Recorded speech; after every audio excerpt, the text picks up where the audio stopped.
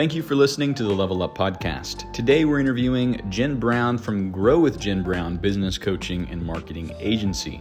Her office is located in Dardanelle, over across from Tarasco's on Front Street. And in this conversation, we talk about several things, from her growing a 7-figure business in California from her living room to chasing after her calling now of helping small businesses become profitable, to just life in general. So sit back, relax, enjoy this episode of Level Up, and let us know what you think on social media or down below.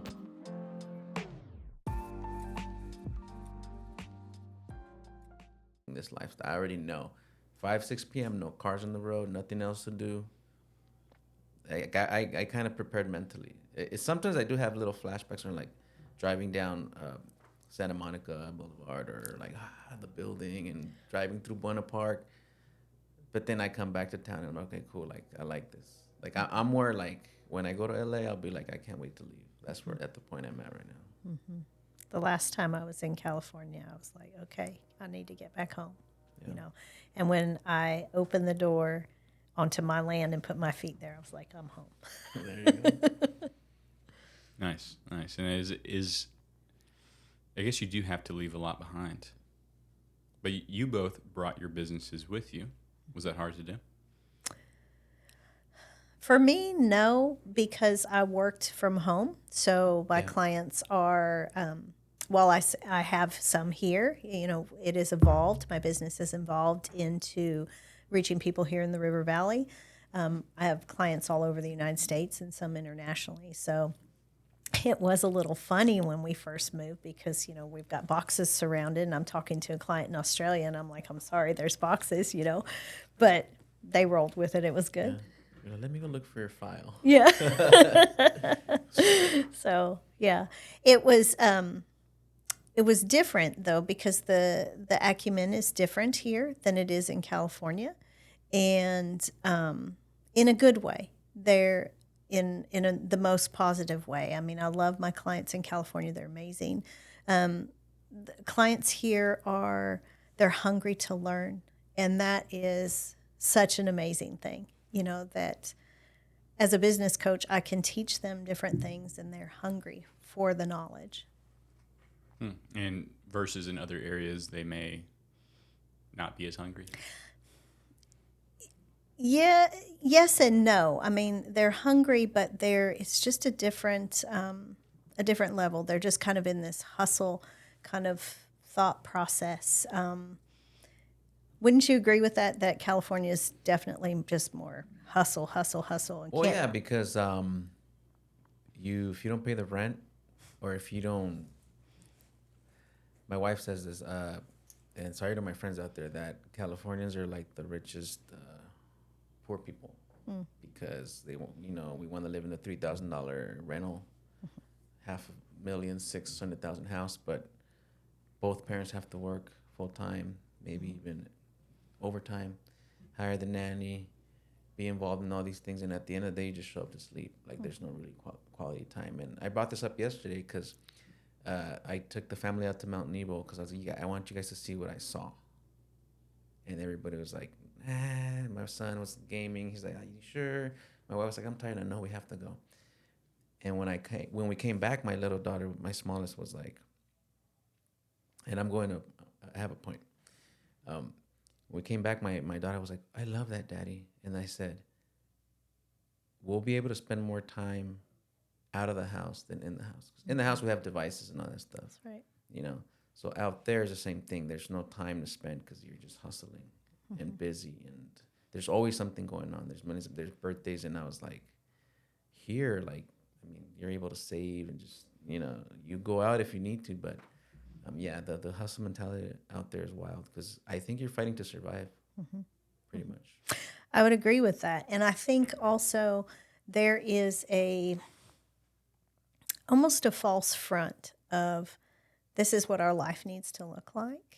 And again, no disrespect to, you know, my friends or my clients, you know, in other parts of the world.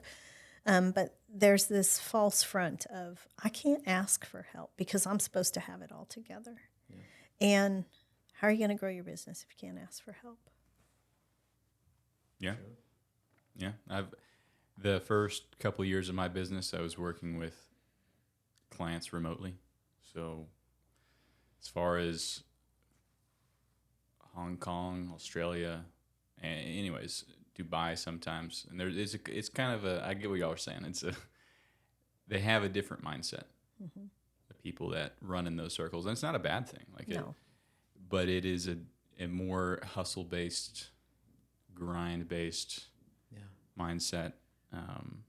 Like how they say, doggy dog world. I mean, it's everywhere. But I mean, imagine out there somebody's like, I need to keep this job, so I'm gonna do whatever I have to do, even get another employee in trouble. I don't know. Mm-hmm. I mean, I've heard the stories. So. Mm-hmm. Yeah. But since I've transitioned to working with now, everybody I work with is kind of around this area. It is slower paced. You get to focus on helping people a bit more, I think. Mm-hmm. Yeah. Really digging in, I think.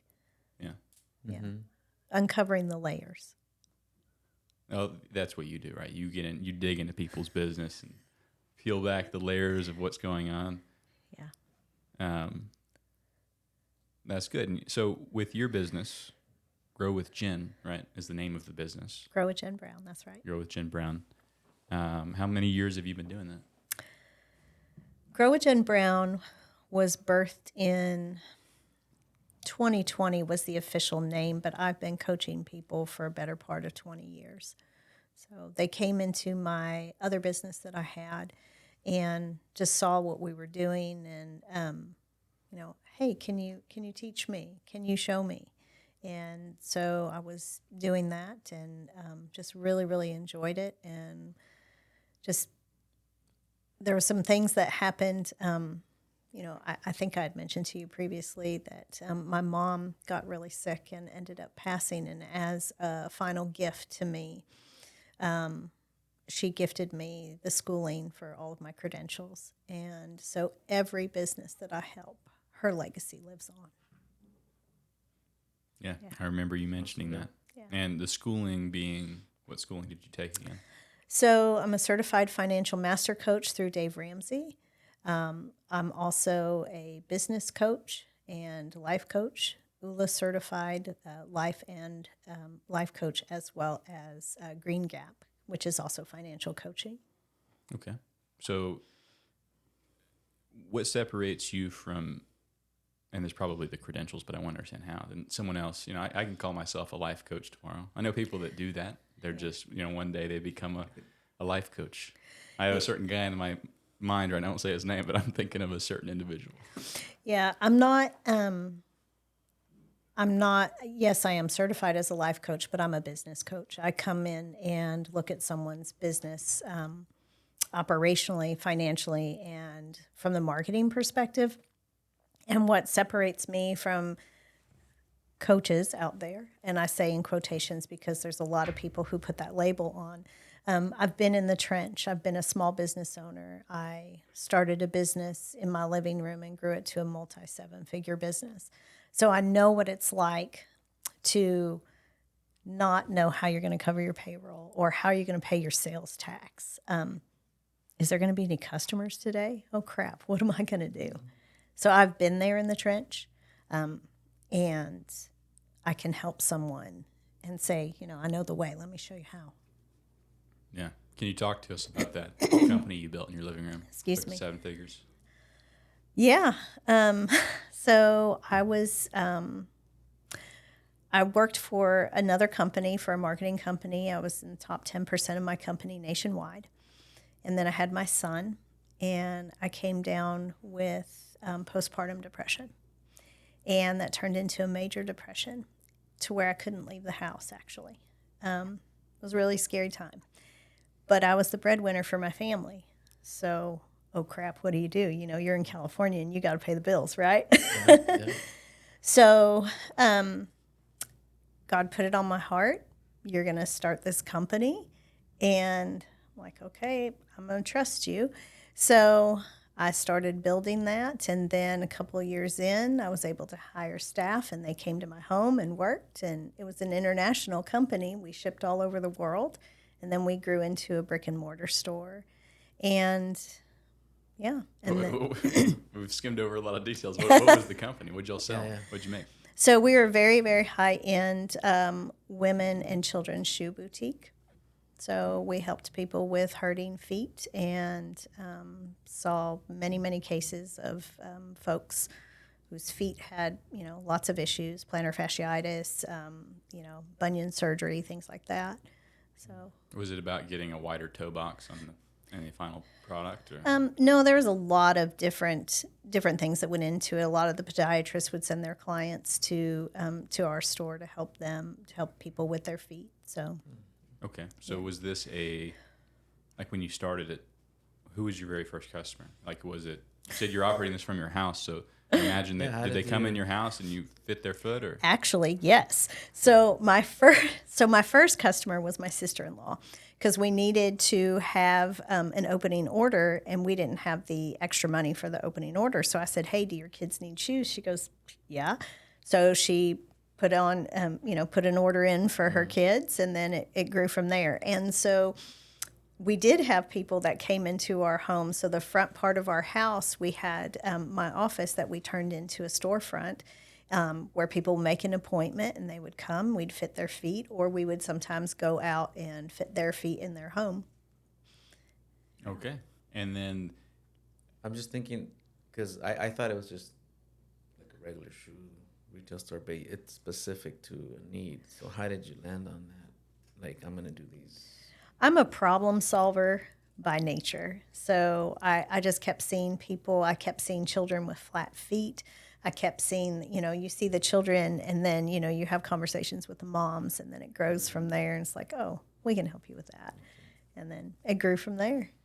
Yeah. Okay. The doctor told me I have flat feet. So might talk to you later. So I hung up my my shoes, but I can still give you some pointers. Yeah, I need some pointers. I mean, I'm fine, but it's always in my head. Maybe because I have flat feet, Well, flat feet affects your hips, your knees, your low back. People totally underestimate, taking care of your feet. Yeah. They really do. They're the foundation on which you stand on. You have, 1.5 times the body's weight on less than 18 inches.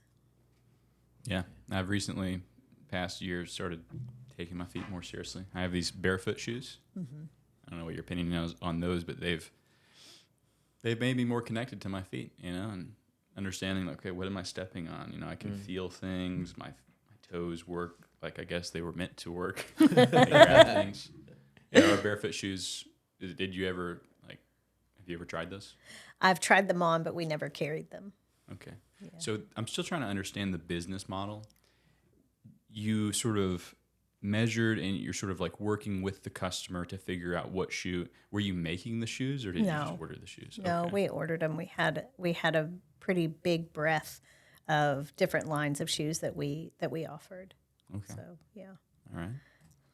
Wow. And then how long did it take you to get to 7 figures? I think we're talking about revenue, I guess. 3 years. 3 years. Mm-hmm. And then with the company, what happened to it? Did you exit it, or did it ultimately? What's it doing now? So I closed the business in pursuit of helping business owners. Okay. Yeah. It was right at COVID. When COVID, I'd made the decision that I'm going to move into helping my clients. And I had already been doing that. I'd already been helping clients, and just had this huge pull to do more, to be more for my clients. And you can help people here. It's kind of like when you throw a rock in the water. The pebble hits and you have that impact. But I wanted more. I wanted to be able to have those ripples to reach people on a larger scale. Because for me, being in business, while I loved it, having my store, we won numerous awards. It was a great ride.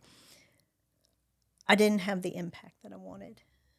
My personal mission statement is to help people step into the freedom that God has for them. And with that, as a business coach, there's so much that business owners that they don't talk about. A lot of them are drowning, and they're still showing up to that network meeting with that smile on their face. Yeah. But yet they're having a hard time making their rent. Their books are a mess. They don't know, they don't know how to open QuickBooks, and they don't know how to ask for help. So I know what that's like. Let me show you the way. Yeah, and that you said you wanted to impact on a larger scale. Yeah. What do you mean? What does that mean, larger scale? Well, you're helping, women, well, and men too, with their feet, and they're hurting, and you help them in that moment, and then they move forward. When you help someone with their business, you impact the community, you impact their family tree, you impact the friends around them. There's so many things that come from that. It is literally a ripple effect. I see what you mean. Yeah. Mm-hmm. When I heard larger, I was thinking, okay, that must mean you're working with, say, hundreds or thousands of clients. But you're seeing that if you help one of your clients, that ripple effect happens. I see. Mm-hmm. And that, for me, that's so big. To be able to have that impact and know that you can help someone go from literally dying on the vine to thriving, helping their business thrive. There's not a better feeling, And then that translates, like I said, through their community, the economic impact, the people they're around. It's endless. Yeah, that is on a deeper level. Mm-hmm. That is pretty good. And how many? I know you're still working with some people globally or broadly, but how many businesses have you been able to help? I guess around here so far, because you've been here. How many years again? 2.5 years. So you started the business 6 months later than you moved Yeah. here. So we worked from home. Like, I had staff that came to my home up until November. And so we were kind of very much on the down low here, and really didn't start reaching out to people until we moved to Darnell. So the impact has been much larger since the move, for sure. Okay. Moving from working from home to the office. Okay, yeah, gotcha. I see, to the office in Darnell. Mm-hmm. Yeah, that's awesome. And how many people do you have working for you? So we have 4 people.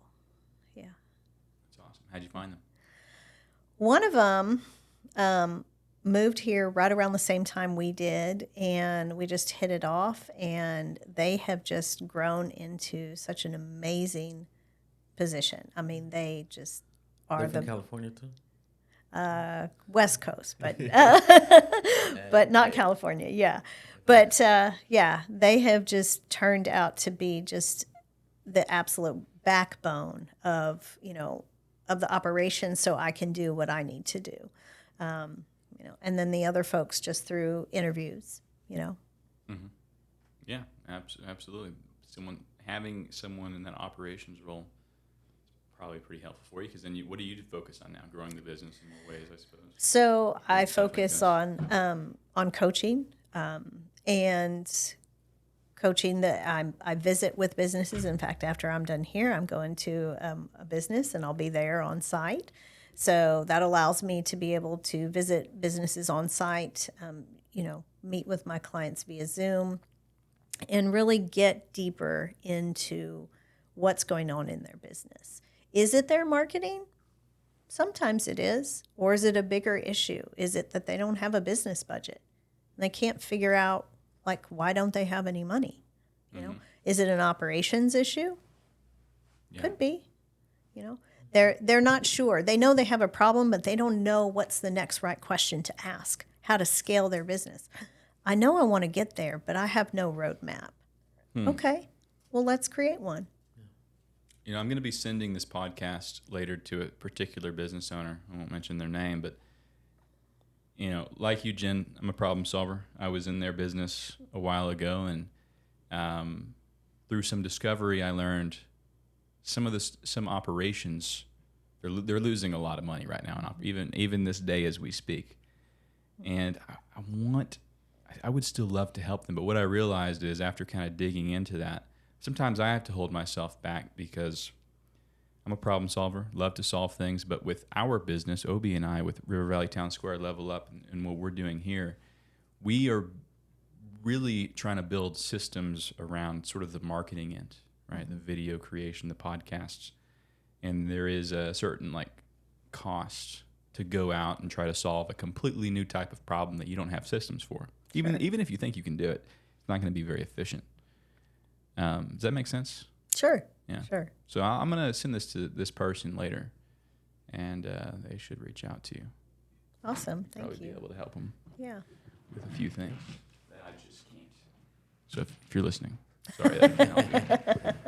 We won't out you on here, Sorry, but put you on the spot, anonymous. Yeah, anonymously. But what I'm saying is sorry I can't help you. Sometimes I like to be as open as I can be about the struggles of running a business, because a lot of people assume it is easy, or assume that a business owner has it all together. sunshine and roses. At the very least. Yeah. And through the years, I feel like the conversations, the talks that I've made that have resonated with people the most are usually the ones that get into the nitty-gritty struggle. Show people that their struggles too are pretty normal. Right. Right. Peeling back the mask, because I think as a society, we live in the surface deep society where we just get here to the surface. That's our level of deep, and we do that as self-protection because we live in in an Instagram world where everything has to be perfect. And if it's not, there's something wrong with us. And having that opportunity to be able to be vulnerable in your business and, share the real life struggles, you're giving someone a breath of fresh air. You're giving them life again. And they hire you for this part, but what ends up happening is you address all of these things, and they can breathe better. They can stand a little taller. I would imagine they feel like, hey, someone's here walking along with me and just figuring this out together. So they won't feel alone. Yes, because entrepreneurship is a lonely road, right? Yeah. I'd like to share I think I've told you this, Obee, before, but I may have even told you this, Jen. I was when was this? A couple of years ago, while growing my marketing agency online, I was in another role for about a year, sort of doing them both at the same time. And this is a role working for a company in the education sector, and I was getting it. It was a good role. I learned a lot. We took that company from $30K revenue a month to $150K by the time I left. I was getting paid more than I'd ever been paid in my life. Still, running the business 3 years in, I still have never paid myself that amount of money. And I'm not in that anymore because I got burnt out. And I had never experienced burnout before, but it literally made me unable to continue in this role that was bringing in, again, money. So it is, I just wanted to throw that out there and say that, I don't know. So the amount of money you were making was not worth your time and the burnout. The sacrifice. So the sacrifice, yeah. Okay, my role consisted of 8 to 10 hours a day, which isn't a lot, but 30. I was in 30-minute Zoom calls back to back to back to back, and I'm an introvert, so that just fried me over the course of 6 to 7 months when that was really heavy. And then the company wasn't growing in some ways that I felt like it should grow. It wasn't my company, but ultimately that, and who knows how many other factors when I was in that trench experiencing led to me okay, this isn't working out. I got to leave. And then after that, just the it wasn't like I was just fine the next day. It took like 6 months to like drag myself out of this pit of depression that burnout puts you in. Exactly. And then I kind of end up washed ashore, and now I'm like, okay, I've learned a lot, but I don't have much to show for it. I think I'm good now, so let's start building something again. And that's when I kind of landed here in the studio. Emily Young was like, yeah, start a podcast here. So that was my trajectory. Thought I had like success because when I first started the business, the holy grail this is the holy grail goal was $10,000 a month. I thought if I get $10,000 a month, my problems are gone. That's the magic number these days, right? Yeah. Yeah. Anyways, I eventually made it to that, but I had more problems than ever. Right. But it's a different level of stress. Would you agree? Working for someone else and holding all of that versus being in business for yourself. Yeah. I mean, are you saying it's more stress to work for someone else? In some ways. In some ways. Yeah. In some ways. It was such a small team, too. There was like 4 of us, and I was the operational backbone by the end of it. So there was a lot riding on my role. It was really the role of like 2 or 3 people. Mm-hmm. And then got my own business on the side. So in some ways, yes, it is more stressful. But in other ways, it's perhaps less stressful because you can make certain decisions that you couldn't otherwise. You can control the controllables when you're in business with yourself. Right, yeah. Yeah. Right. You still have to accept that there's a lot of uncontrollables. It's and true. Just release that. Mm-hmm. You can't control that. Mm-hmm. That's a whole other thing. But yeah. Yes, it is. So yeah, I know there are other small business owners listening to this, and I haven't, in some of the earlier podcasts we did, we talked about some of those things, and I remember people reaching out and being like, "Man, thank you, because I'm running a business right now, and we've got X what amount going on, but it's like not going well." So it's people like hearing that, like it's not just them. Mm-hmm. Yeah. What was your biggest challenge when you were building the shoe company?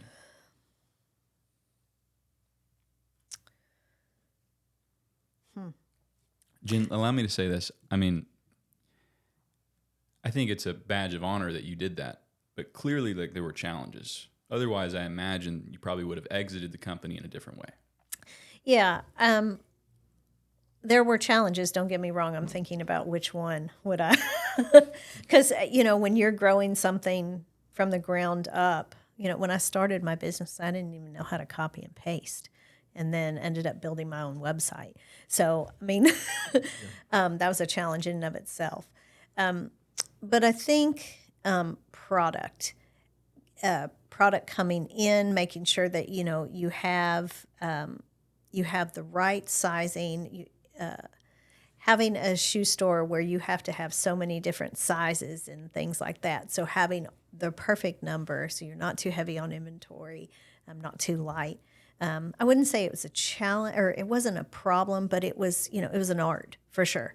And I think that's, my many years in that business has helped me gain a level of skill that I can help small business owners now, that I can help them with their inventory to find that sweet spot for them. So they're not, looking at their shelves, watching all their Benjamins just lay there and get cold. No thanks. Yeah. No, I've never sold a physical product, so I haven't even had to think about that. I guess that's why it's, sometimes we talked about this briefly before, like a drop shipping business model. I guess that's one of the benefits of it. What's your thoughts on drop shipping, Jen? Do you think that it's a viable business model for someone to get into and see success with? Absolutely. Yeah. If they do it correctly, for sure. But the whole idea, if you build it, they'll come, is just an absolute fallacy. So that's not reality. There's so much that goes into an e-commerce business that you cannot build a website and hope that people come, or just,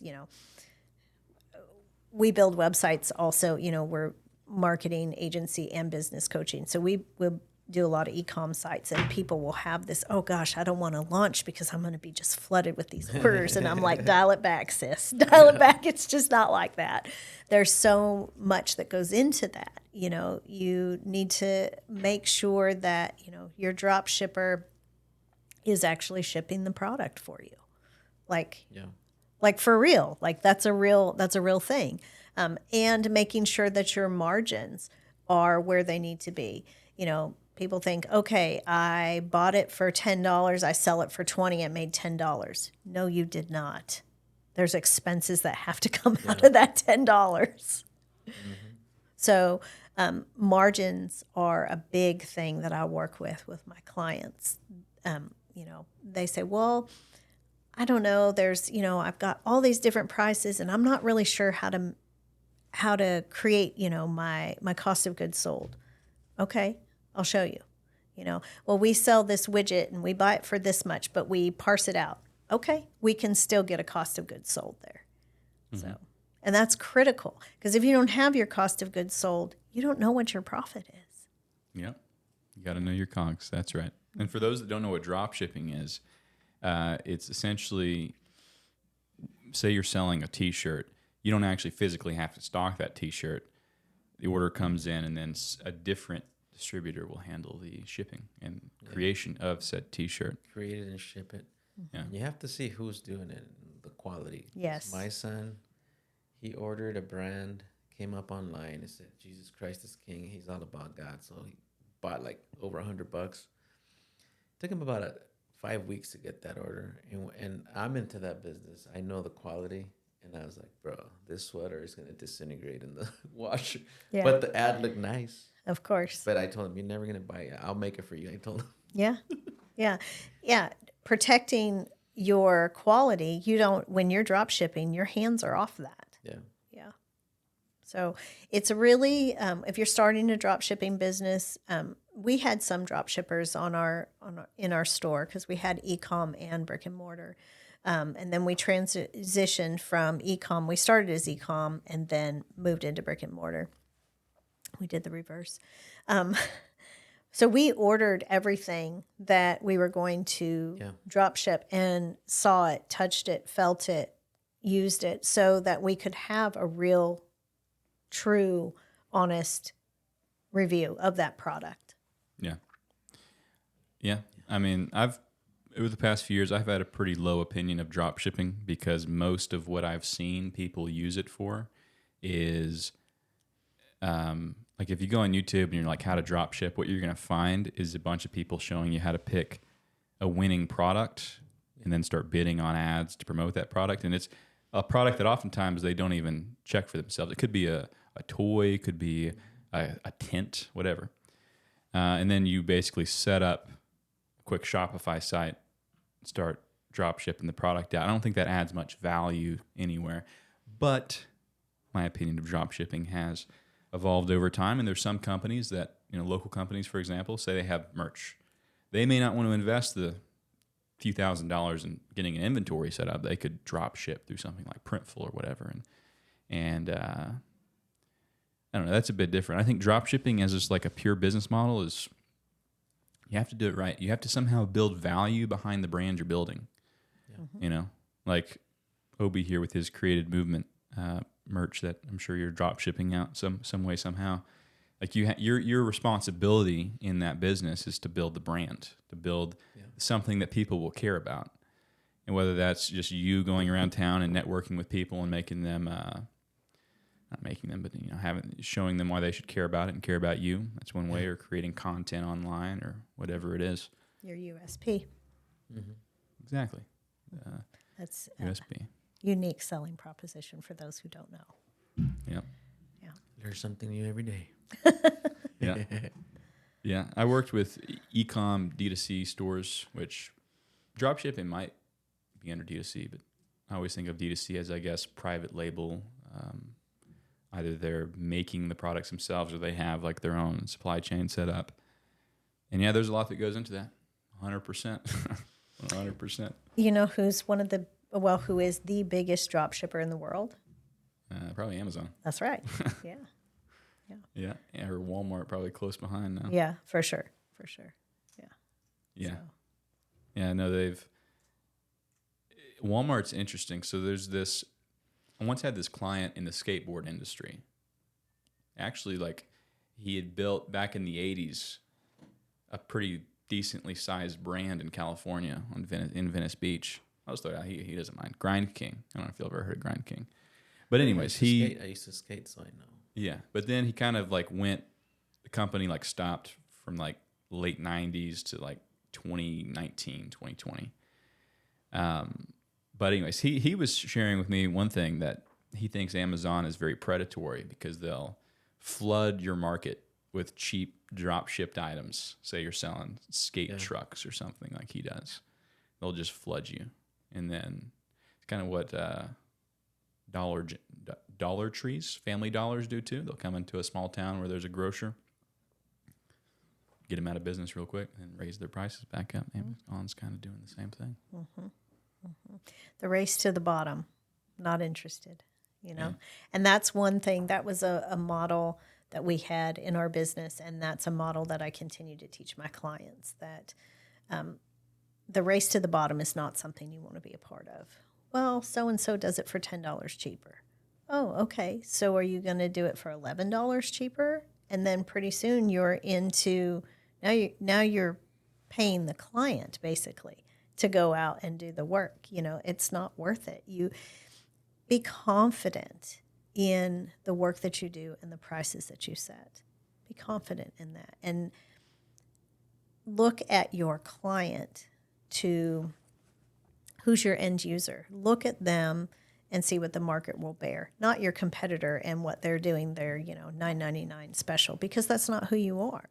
The person who is purchasing the $9.99 product is probably not your customer anyway. Yeah. And be okay with that. Yeah. It comes down to really understanding your customer's problem, whether that's their product. You've kind of put a bunch of research in. Now you have to present in your marketing why this product is going to solve their problems. Mm-hmm. Or if you're selling a service, selling a relationship, whatever that might be, it comes down to doing a lot of discovery, putting yourselves in the shoes of the business owner. Because then you spend 6 hours talking to a business over a couple of weeks, and you've really dug in and you understand how their operations work and their marketing and everything like this. And when you present to them, like, okay, here's a website we'll make for you that's going to solve these problems. Here's the price. Yeah, they could go to Joe down the road doing it for $100, but Joe doesn't understand any of that. They'd have to repeat that whole 6 hours over again if Joe was even willing to go through that process, which most people do not. Right. When it comes to sales, they're trying to sell a product, sell a service. Mm-hmm. If you really take the time to listen and ask questions, that's where you build the value, and then your price is never never an issue. Never an issue. That's right. Well, they say skilled labor isn't cheap, and cheap labor isn't skilled. So. Yeah. Yeah. Absolutely. But have you found, kind of coming back to you being new here to Arkansas the last 2.5 years, how has it been? You're building your business in Yell County. Do you live in Yell County as well? I live on the border of Yell County and Logan County, so I'm just one road off. So I consider myself a Yell County resident. So can we say Yale in the house? Yeah, County in the house? That's right. My business is there, and we do life there. So what's Yell County like compared to, we're not putting down Pope County. I love Pope County, but I'm moving to Yell County soon. So what should I expect? Feel left out. Yeah, you'll have to move too. It is a community where people genuinely care for each other. It's so ingrained in everyone in the best way. I mean that in the best way possible. That your neighbor needs something, you're there, and your business needs something, Stacy's there. Somebody asked me one time, why did you move your business to Yell County? Stacy Daughtry. She's amazing. She is. Mm-hmm. And being able to have the partnership with the chamber, we just recently did their visitor and relocation guide, and to be able to do that for them and they hadn't had one before. And so we sold the ads, created the ads, published it, and the love that is in Darnell, Yell County it's something that it's indescribable. People have known each other, since they were itty bitty, and in bigger communities where I came from, people come and go all the time. These people stay here and they know each other, and there's that history. And so they are willing to lock arms with each other to see the tide rise. And that's incredible. And to be a part of that, thank you. It's a gift to me. So thank you. And you're not from Yell County originally. You said you're originally from Arkansas, right? No, I'm a first generation Californian. My Arkansas. family is from Yell County. So my great grandmother was born in Darnell. Okay. She's a Tillman. And then my grandmother was born in Paris. And Tillman. She makes bows? I don't know. Okay, sorry. I was learning how to make bows on YouTube last night. I was talking about tilling it. What does a Tillman do? No, that was her last name. Oh, okay. Her last name. Okay. And then my grandfather was born in Delaware, where we live. So. Okay. Do you think your family being from Yell County has helped you, I don't know, return to Yell County? Like me coming as kind of an outsider, what do you expect Yell County to be like for me? I think that Yell County will welcome you with open arms, and is hopeful for the innovation that you bring. That's what I'm finding, and I think that you'll have the same reception. Good. Yeah, I mean, everyone. Stacy's awesome. Everyone I've met at the chamber has been awesome. The only person I'm not sold on yet, I'm not gonna say his name, but he's a neighbor of this land. He's this reclusive neighbor of nearby this land that we're looking at, and he doesn't want me to move out there. But, bring him a plate of cookies. You'll be fine. Yeah. Does Cookies. He have any beware property owner has? No, he doesn't have any signs. Cookies He solve probably everything. Does like cookies. Yeah, bring him a plate. I'm telling you, it solves everything. That and a big smile. Cookies and milk solve everything. That's right. If you do it a lot, then you gotta worry about it. It's why you run. You do jujitsu. But That's yeah, true. no, I'm excited to get in Yell County, and what do they call it? The Free State of Yell. Yes. Okay, so That's this weekend. Yes. what? Yell Fest. Oh, Yell. Fest. Yeah. Oh, there's Yell Fest. What's that? It is a festival that is down by the river, where they have carnival, they have concert, they have a yelling contest. I want to see that one. Yeah. I What might day wanna is go this? in. Friday, Starts- Saturday, Sunday. Yeah. And tomorrow is like a soft opening, I think. $2 ride. Yeah. Yeah, it's There's in the fast food. evening or like late afternoon. Friday, Saturday, Sunday. Okay. Yeah. What is tomorrow? Tomorrow's Thursday. Thursday. Yeah, I think tomorrow. Yeah, I think Stacey has said Thursday you can ride for $2. Okay, cool. Yeah, Yell Fest. I'm gonna have to see what we're doing when we might go check that out. Yeah, you can see Be it. fun. You go over the bridge. They're setting up already. Yeah, and then Dardanelle Rock right there in Dardanelle. Have you been to that? I've drove past it. I haven't got out and climbed the rock. So yeah, you can walk up to the top, but there is also probably 50 rock climbing routes there. You know, you actually climb on the face of the rock, and that's pretty cool to have. And then, of course, Mount Nebo, which is breathtaking. Yeah, absolutely. I haven't seen a sunset in Arkansas that I haven't fell in love with yet. You know, there's just the artistry, God's hand in, the sunsets. They're like nothing I've ever seen. They're incredible. They never disappoint. Well, for starters, for me, there's nothing blocking you, like Right. a big skyrise, big 5-story building and poles and all these wires. So you just, I love it. I think I put in my post yesterday, I can't believe I live here every day. Because I was up there, took a picture. Yeah. It's a pinch yourself moment. Yeah. I feel like more often than not, I'm like, really? I get to do this. This is so cool. That's how I feel about my business, that helping others succeed. Like, wow, I really get to do this. It's a dream come true. Yeah. Yeah, it is. It's great to hear. And it's always good. I guess I know how you feel, because it's always good when someone comes and tells us later, like, hey, people saw the podcast I was on with you, and, we got new customers from it, or whatever it is. Yeah. That's cool. Yeah. Yeah. You see the makes you feel fruits good. of your labor, You just go in, stay consistent, and then you'll hear, like, if you're doing a good job or not. So it inspires you. I have a motto that I came up with, and I teach my clients. I just try to ingrain it into them that time plus effort plus consistency always equal results. Yeah. That's the formula. Time. Plus effort Plus consistency. You gotta have all three. Especially Always. the consistency. Yep, always equal results. All of them.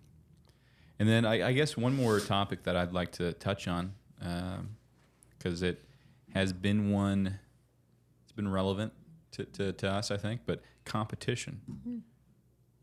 I think we've talked about this a little bit, but, we, in some ways, we are we offer similar things. Sure. We do websites too, but yet here we are having a great conversation. Yeah. And anyone that, listens to this and it resonates with what you're saying, they should go contact you. There's a different mindset that some people have that is threatening, right? That competition is a bad thing. But I just want to put it out there. It's not, there's, when you are doing when you are, really fulfilling your role in life and in your business, there's no one that can really compete with you, Right. Because you're you, right? It is your USP. Yeah. Yeah. It's your brand. It's your USP. And even when it comes down to, again, like, say you're selling a service like us, like the businesses that we come across and we talk to and we find problems, that they'll work with us because we understand them, and vice versa. And that's Yes. how it should be. Right. Well, and I think that if people are afraid of competition, there's what's really going on? Where's that fear coming from? Fear is the enemy of all hope, period. And they're doing the same thing. Oh, I don't know. I should be worried. Really? Because like you said, if you're doing what you're supposed to be doing and fulfilling your role, there is no competition. And I think that I thank you for this opportunity to be able to talk with you guys, because I think iron sharpens iron.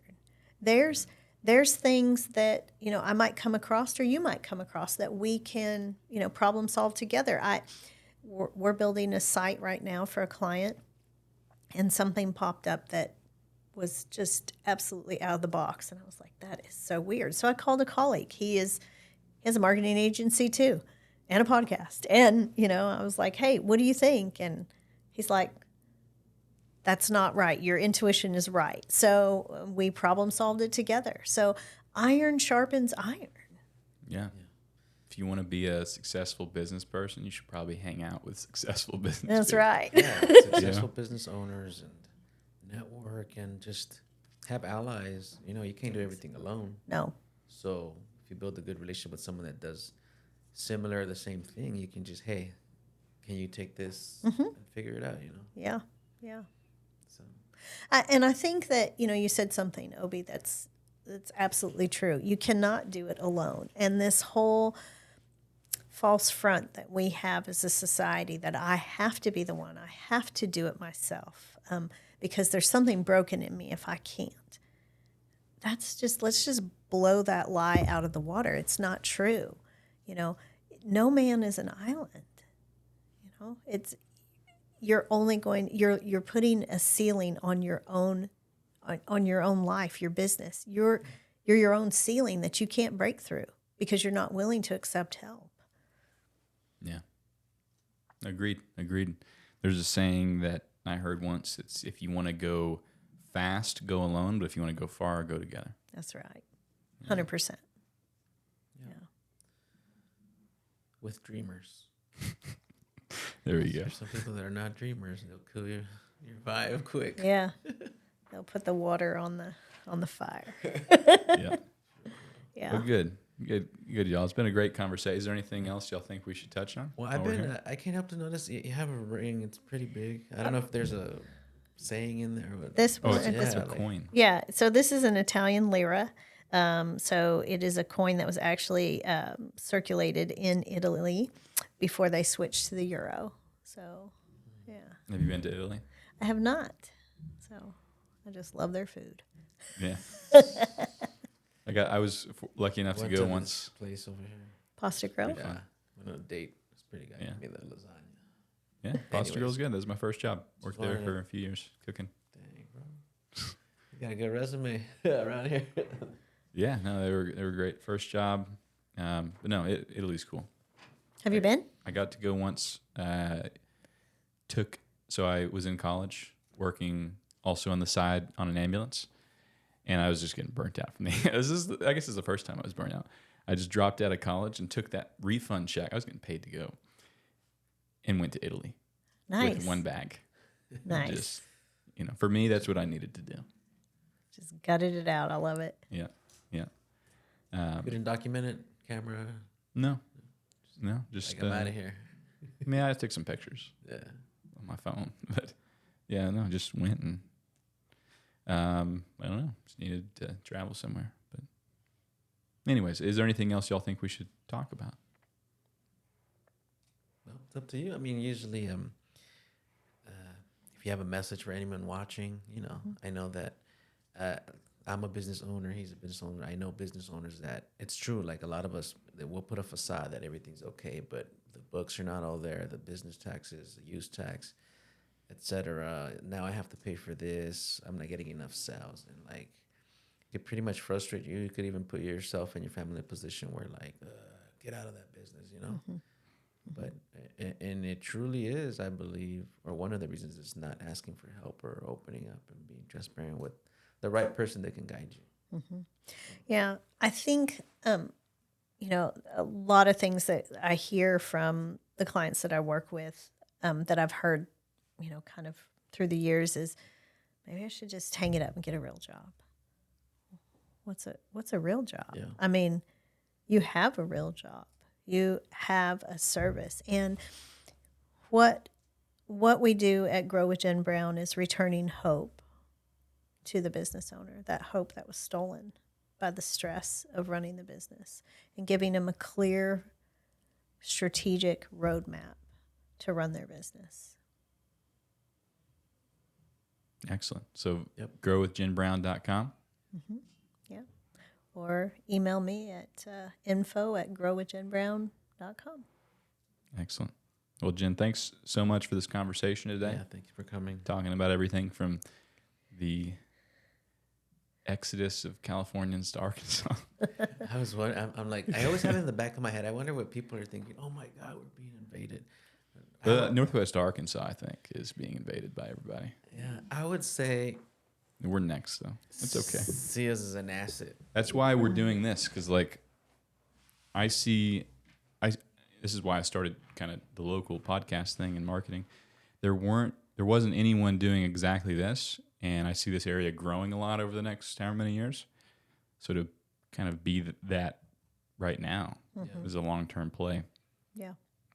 And also, like if we just sit back and as a community and don't accept what's going to happen, which is just going to be a lot of population growth and economic growth, I think the people that will decide that are going to be the mega corporations like Walmart, Tyson, and Arvest. And there's nothing wrong with these companies, but like I don't want a corporation deciding how my community grows. I want to be That's a part of that Right. Yeah. and help guide it however much I can. So I think that's our responsibility as people as business owners, entrepreneurs, and people that live around here.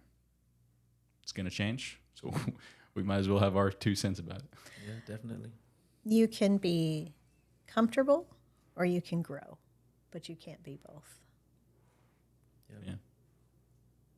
That's a good spot to leave it. Thank you, everybody, for listening. Growwithjenbrown.com. Thanks, Obee. Thanks, Jen. Pleasant conversation. We'll do it again sometime. Thank you so much.